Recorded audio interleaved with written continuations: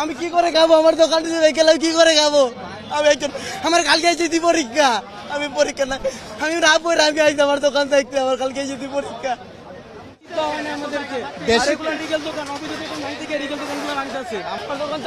আমাদের মানে আমাদের নোটিশ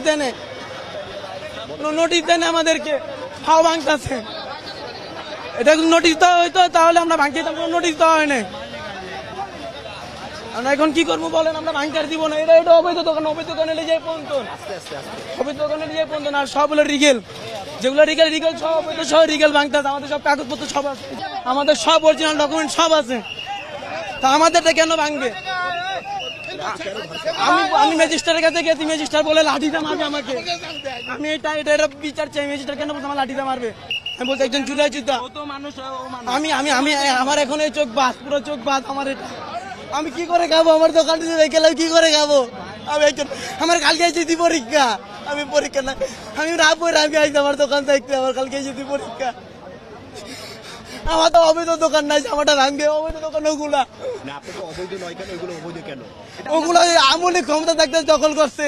আমরা তো আমলি ক্ষমতা, আমরা নিজের টাকা জমা দিচ্ছি ওই মার্কেটে এখন টাকা জমা, ওই মার্কেটে দোকান পাইনি আমরা। আজকে 30-35 বছর ধরে দোকানে মার্কেটে দোকান পাইতেছিলাম না। আমরা এই দোকান আমাদের নিজস্ব কাগজ আছে, আমাদের কোনো অবৈধ না। যাদের অবৈধ আছে না আমাদেরকেও ভাঙতেছে। আমি না বইরে আইছি, আমার দোকান ভাঙতেছে, আমি কি করে খাবো? হ্যাঁ, আমার বাপের সব আছে, সব আছে।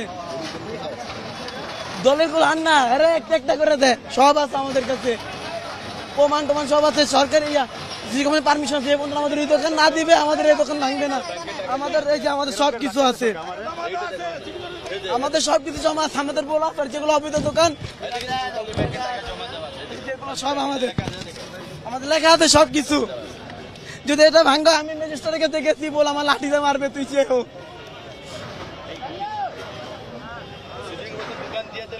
আমার বলছে তোমাদের দোকান দিবে, আমরা টাকা দিয়ে কিনছি, আমাদের দোকান দিবে, দোকান দিলে আমাদেরকে ভাঙবে, আগে ভাঙতে পারবে না বললে দিতে পারমিশন আছে, যে রোড সিটি কর্পোরেশন পারমিশন আছে। এটার ভিতরে দুনিয়ার ঝামেলা হয়, কারণ এই ঝামেলার জন্য বারবার মানুষ অ্যাক্সিডেন্ট হয়, অনেক কিছু হয়। কিন্তু প্রতিবাদ করতে গেলে তাদের উল্টো আরো মার খাইতে হয় পাবলিকের। এই জন্য মানুষ আর কিছু করে না। সরকার যদি তোলায় তাহলে এগুলো ভাঙতে হবে, তাহলে অতিরিক্ত তাড়াতাড়ি ভাঙতে হবে। কারণ বারবার ভাঙবো আবার জোর হইব, কিন্তু আর জোরাইতে না পারে। সেই জন্য সরকারের পদক্ষেপ নেওয়া দরকার আছে। রাস্তা কিসের জন্য?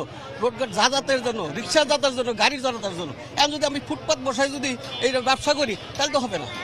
কারণ ফুটপাত করলে চাঁদাবাজি হবে, কারণ এটা একজনের পক্ষে হয়ে যাবেই। কারণ আমরা সাধারণ পাবলিক কিছু বলতে পারবো না, কারণ উল্টা